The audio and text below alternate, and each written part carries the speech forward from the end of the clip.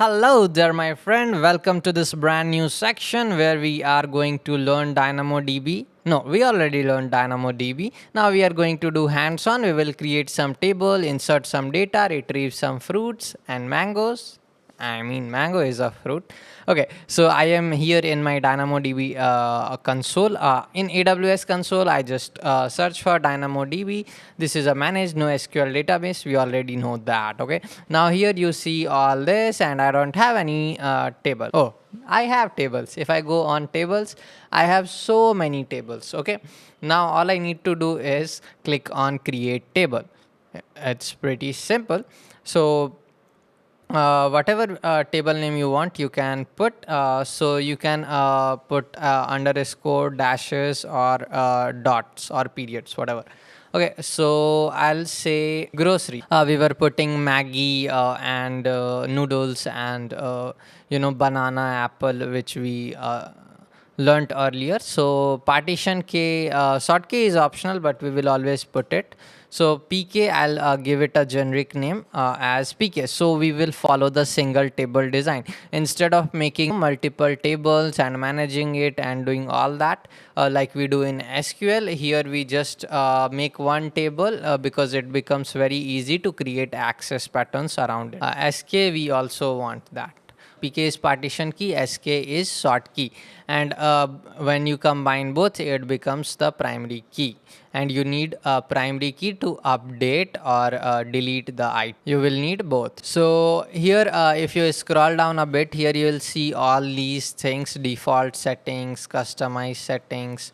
So table class, this is standard, and the thing here is 5 RCU and 5 WCU. So this is read capacity units and write capacity units. Okay, so if you go for the standard table with a provisioned capacity, what will happen is if you have restricted specified 5 RCU, so after reading items, which will be like if you are reading like how do I say, like 10 items which is around 200 KB or something, so you will consume this will be gone, like if your item is large, or like 50 reads you do, and if you do 50 writes or something like 5 writes, it will be exhausted and you won't be able to use your table anymore.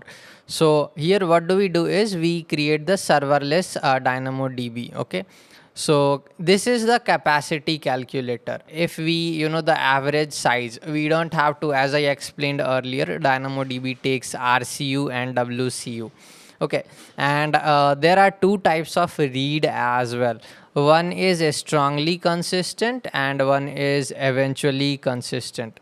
So strongly consistent means is if you have updated something and you want it to be retrieved exactly, so it takes few milliseconds to update all the items across all the indexes. Okay, if you are using multiple GSI, it's barely noticeable. So just try to use eventually consistent, unless like if your requirement is very strictly, no, I want to show this accurate data.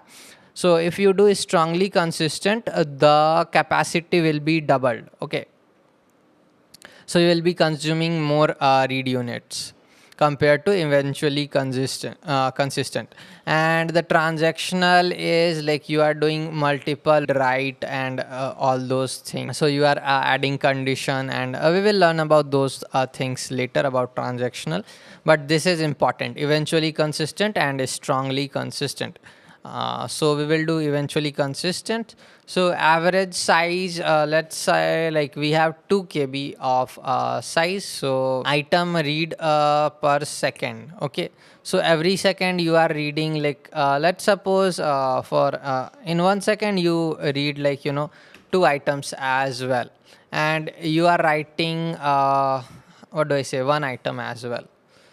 So as here you can see, with 2 write capacity, if I make it 5, the write capacity is double the read capacity. Okay, so our read capacity is how much, like if we I gave 2, So the read capacity become 1. So if I give it 3, it will become 1.5, but they are not showing. So if I do 4, it becomes 2.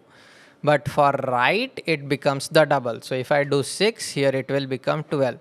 So we will need this much capacity, and it's a lot. If you are reading this much data and writing this much data, it's a lot, and you will be paying this much. Okay, so it will be $6. But imagine, like, why will you be reading 4 items in a second? You will be like max 1, max 1. And a 2 KB, it's too much as well. Like if you just keep it 1 KB or 0. Okay, I can't put point. So yeah, 1 KB. So you will consume around 0.59 cents or 60 cents per month if you are in US East 1. Okay, this capacity calculator is here just to understand how much it will cost. So if you are, every second you are reading, let's do some calculation. 1 into, like, we have 60 seconds in a minute, and we have 60 minutes in an hour, and we have 24 days, 24 hours in a day. And how much do we have? Like, let's say 30 days. So this many, like, how much it is?